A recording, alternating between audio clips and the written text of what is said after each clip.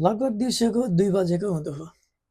हामी सबैजना हसाङफसाङ गर्दै लिफ्टबाट माथि जाँदै थियौँ, कोही तल झर्दै थियौँ। भिडभाड घुइँचो थियो। साथीहरू मोबाइल तिर्छाउँदै भिडियो पनि बनाउँदै हुनुहुन्थ्यो, कोही हाँस्दै हुनुहुन्थ्यो।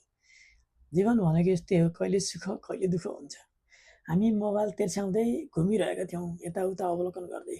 आज हाम्रो प्लान थियो स्टारफिल्ड घुम्ने, जहाँ पुस्तकको भण्डार पनि भनेर चिनिन्छ।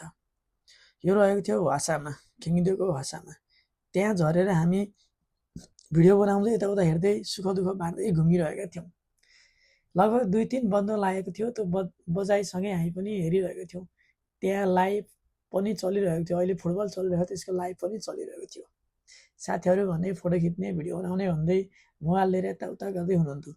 म भने मोबाइलले त्यो लाइब्रेरीको भिडियो मजाले खिचिरहेको थिएँ। घरि जुम गर्ने, घरि साइन गर्ने, घरि इन गर्ने, यस्तो हुँदै हुँदै प्रक्रिया चलिरहेको थियो।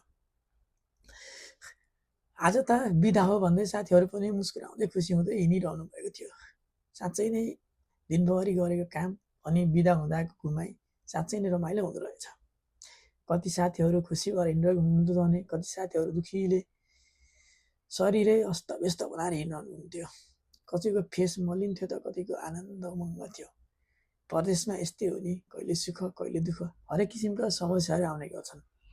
सुख दुःख बाँड्दै जिन्दगी जियो भने पक्कै पनि जिउनको लागि सजिलो हुने थियो।